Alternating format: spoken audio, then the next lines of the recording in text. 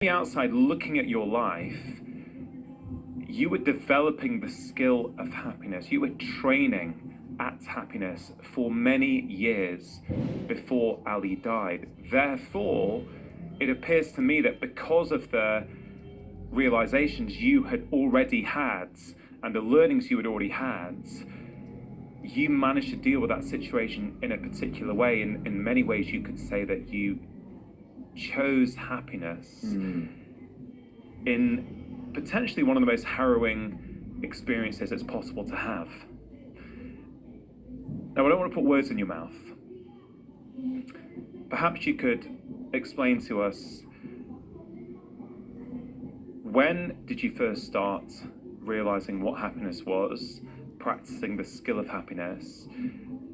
Then maybe share with us what happened with Ali and how it all fits together.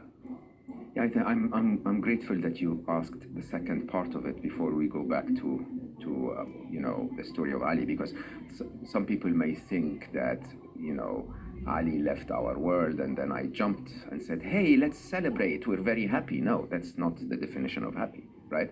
The definition of happy to me is described by a very simple mathematical equation, really. I say happiness is your events minus your expectations, right? You look at life, and events happen in your life, and you compare those to how you want life to be. If the event meets or beats expectations, you're happy. If the event misses the expectations, you're unhappy. And that's really very straightforward. Huh? So you could literally, we were talking about Aston Martins, you could actually buy an Aston Martin, sit in it, and then suddenly go like, there is a problem on the stitching on the, and then feel unhappy. Right? Everyone else will look at you and say, oh my God, that's amazing. But the events is there is a problem with the stitching, and then you feel unhappy. Because what your expectation is that when I pay step that into much, an Aston Martin, I should be perfect. Yeah. Which, by the way, with all love for Aston Martins, is never true. Okay? They break down all the time. Ferraris break down all the time. They break down way more than your Ford Focus. Okay? Now, the thing is, happiness in that case is being okay with life. I can bombard you with things, and if you're not okay with them, you're not going to be happy. Okay?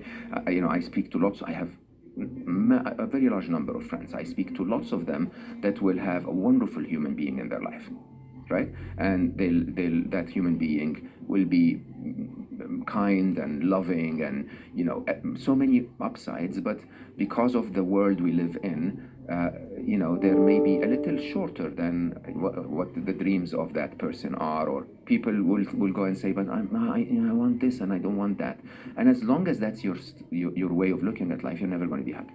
Okay, regardless, if I get you together with the most attractive person on the planet, regardless, you're still going to be unhappy, because we're human. There always is going to be something missing.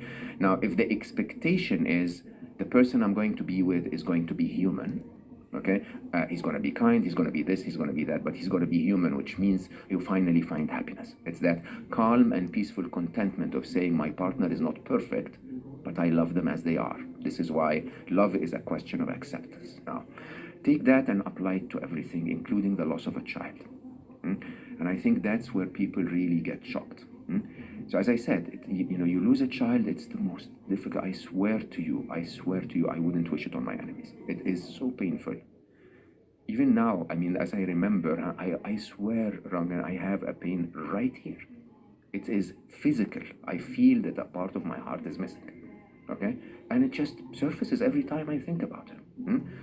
And I'm proud of it, and I love it. But the thing is, it's pain. And I think this is where people miss the point. Happiness, let's talk about the opposite side. There is pain and there is suffering. Okay? There is a difference between them. Pain comes from outside you. It comes because of the events of your life. And that's not a choice. That's unavoidable.